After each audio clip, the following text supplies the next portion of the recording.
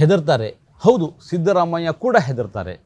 ಸಿದ್ದರಾಮಯ್ಯ ಇವರು ಕೂಡ ಪುಕ್ಕಲು ಮನುಷ್ಯ ಎಂಬುದು ಸಾಬೀತಾಗಿದೆ.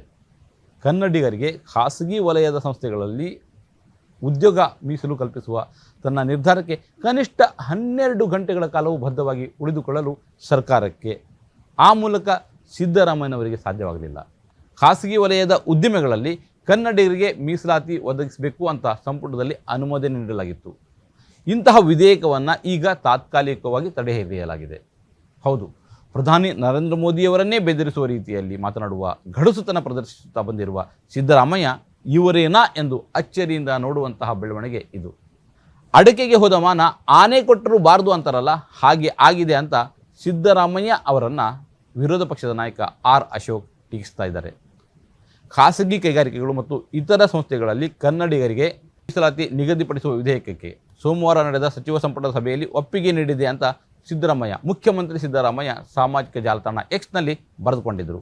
ಹೀಗೆ ಬರೆದ ಕೆಲವೇ ಗಂಟೆಗಳಲ್ಲಿ ಆ ಎಕ್ಸ್ನಲ್ಲಿಯ ಸಿದ್ದರಾಮಯ್ಯನವರ ಸಂದೇಶ ನಾಪತ್ತೆಯಾಗಿದೆ.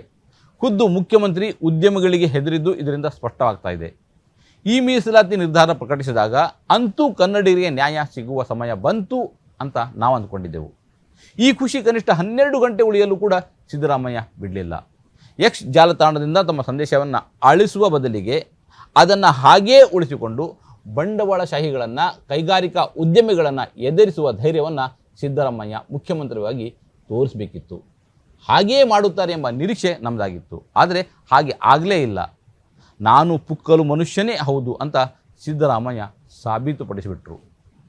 ವಿಧೇಯಕ ಜಾರಿಗೊಳಿಸಿದರೂ ಅದರ ವಿರುದ್ಧ ಖಾಸಗಿ ಕಂಪನಿಗಳು ನ್ಯಾಯಾಲಯಕ್ಕೆ ಹೋಗ್ತಾ ಇದ್ವು. ಅಲ್ಲಿ ಸರ್ಕಾರದ ನಿರ್ಧಾರದಲ್ಲಿ ವಿಮರ್ಶೆ ಆಗ್ತಾ ಇತ್ತು.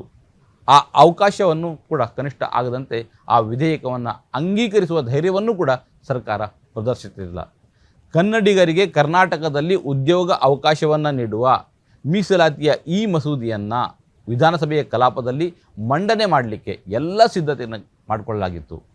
ಸಿದ್ದರಾಮಯ್ಯನವರ ಆ ಒಂದು ಪೋಸ್ಟ್ ಎಲ್ಲವನ್ನು ಎಡವಟ್ಟು ಮಾಡಿಬಿಡ್ತು. ಆ ಪೋಸ್ಟನ್ನು ಹಾಗೆಯೇ ಉಳಿಸಿಕೊಂಡು ಎದುರಿಸುವ ತಾಕತ್ತು ಮತ್ತು ಧೈರ್ಯವನ್ನು ಸಿದ್ದರಾಮಯ್ಯ ತೋರಿಸಬೇಕಿತ್ತು. ವಿಧಾನಸಭೆ ಕಲಾಪದಲ್ಲಿ ಚರ್ಚಿಸಿ ಮೀಸಲಾತಿಯ ಪ್ರಮಾಣವನ್ನು ಹೆಚ್ಚು ಅಥವಾ ಕಡಿಮೆ ಮಾಡುವ ನಿರ್ಧಾರ ಪ್ರಕಟಿಸುವ ಅವಕಾಶ ಅವರ ಎದುರು ಇತ್ತು. ಆದರೆ ಉದ್ಯಮಿಗಳು ಮತ್ತು ಬಂಡವಾಳಶಾಹಿಗಳ ಬೆದರಿಕೆಗೆ ಸಿದ್ದರಾಮಯ್ಯ ಆ ಕ್ಷಣದಲ್ಲಿಯೇ ಮಣಿದುಬಿಟ್ರು. ಆಮೇಲೆ ಮತ್ತೆ ಸಾವರಿಸಿಕೊಂಡಂತೆ ಎದ್ದ ಸಿದ್ದರಾಮಯ್ಯ ಕೈಗಾರಿಕೆಗಳಲ್ಲಿ ಮತ್ತು ಇತರ ಸಂಸ್ಥೆಗಳಲ್ಲಿ ಕನ್ನಡಿಗರಿಗೆ ಆಡಳಿತಾತ್ಮಕ ಹುದ್ದೆಗಳಿಗೆ 50% ಹಾಗೂ ಆಡಳಿತಾತ್ಮಕವಲ್ಲದ ಹುದ್ದೆಗಳಿಗೆ 75% ಮೀಸಲಾತಿ ನಿಗದಿ ಮಾಡುವ ವಿಧೇಯಕಕ್ಕೆ ಮತ್ತೆ ಸಚಿವ ಸಂಪುಟದಲ್ಲಿ ಚರ್ಚಿಸುವ ಆದೇಶ ನೀಡಿದ್ದಾರೆ. ಅದು ರಾತ್ರಿಯ ಹೊತ್ತಿಗೆ. ಯಾವುದು ಅಂಗೀಕಾರವಾಗಿದೆಯೋ, ಯಾವುದು ಸಂಪುಟದ ಸಭೆಯಲ್ಲಿ ಅಸ್ತು ಅಂತ ಹೇಳಲಾಗಿದೆಯೋ ಇದಕ್ಕೆ ಮತ್ತೊಮ್ಮೆ ಚರ್ಚೆಗೆ ಹೋಗ್ತಾ ಇದ್ದಾರೆ ಸಿದ್ದರಾಮಯ್ಯ. ಕನ್ನಡಿಗರಿಗೆ ಸರ್ಕಾರ ಮತ್ತು ಖಾಸಗಿ ವಲಯದ ಸಂಸ್ಥೆಗಳಲ್ಲಿ ಉದ್ಯೋಗ ಕಲ್ಪಿಸಲು ಸರೋಜಿನಿ ಮಹಿಷಿ ವರದಿ ಜಾರಿಯಾಗಬೇಕು. ಈ ಬೇಡಿಕೆ 4 ದಶಕಗಳಷ್ಟು ಹಳೆಯದು. ಎಲ್ಲ ಸರ್ಕಾರಗಳು ಸರೋಜಿನಿ ಮಹಿಷಿ ವರದಿ ಜಾರಿಗೊಳಿಸುವ ಭರವಸೆ ನೀಡುತ್ತಲೇ ಬಂದಿವೆ. ಆದರೆ ಜಾರಿಗೆ ತಂದವರಿಲ್ಲ. ಮೊದಲ ಬಾರಿಗೆ ಸಿದ್ದರಾಮಯ್ಯ ಇಂತಹ ಧೈರ್ಯ ತೋರಿದರಲ್ಲ ಎಂಬ ಹೆಮ್ಮೆ ಮೂಡುತ್ತಿರುವಾಗಲೇ ನಾನೂ ಅವರಿಗಿಂತ ಭಿನ್ನ ಏನಲ್ಲ ಎಂದು ಸಾಬೀತುಪಡಿಸಿಬಿಟ್ರು. ಸರೋಜಿನಿ ಮಹಿಷಿ ವರದಿ 80ರ ದಶಕದಲ್ಲಿ ಜಾರಿಯಾದರೂ ಕನ್ನಡಿಗರಿಗೆ ಖಾಸಗಿ ವಲಯದಲ್ಲಿ ಮೀಸಲಾತಿ ನೀಡುವ ನಿಟ್ಟಿನಲ್ಲಿ ಯಾವ ಸರ್ಕಾರವೂ ಈವರೆಗೆ ಕ್ರಮ ಕೈಗೊಂಡಿಲ್ಲ. ಖಾಸಗಿ ವಲಯದಲ್ಲಿ ಸ್ಥಳೀಯರಿಗೆ ಆದ್ಯತೆಯನ್ನು ನೀಡಿದರೆ ಕಾರ್ಪೊರೇಟ್ ಕಂಪನಿಗಳು ರಾಜ್ಯದಲ್ಲಿ ಬಂಡವಾಳ ಹೂಡಲಿಕ್ಕೆ ಹಿಂದೇಟಾಗಬಹುದು ಎನ್ನುವ ಆತಂಕ ಈ ಮೌನಕ್ಕೆ ಮುಖ್ಯ ಕಾರಣ.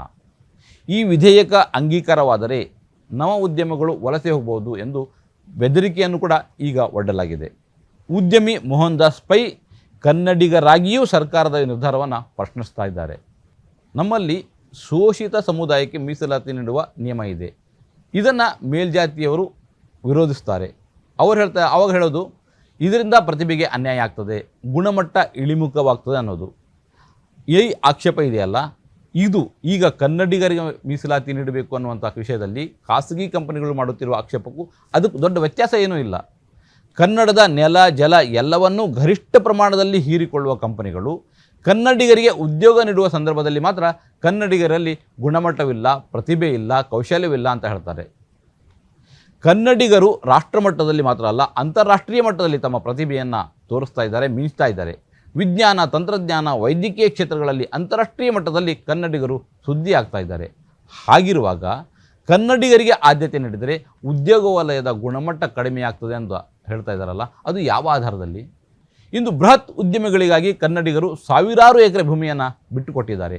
ಹಾಗೆಯೇ ಇಲ್ಲಿಯ ಗಾಳಿ, ನೀರು ಇತ್ಯಾದಿಗಳನ್ನು ಉದ್ಯಮಿಗಳಿಗಾಗಿ ಕನ್ನಡಿಗರು ತ್ಯಾಗ ಮಾಡಿದ್ದಾರೆ. ಸರ್ಕಾರವೂ ಸಾಕಷ್ಟು ಸಬ್ಸಿಡಿಯನ್ನು ನೀಡ್ತಾ ಇದೆ.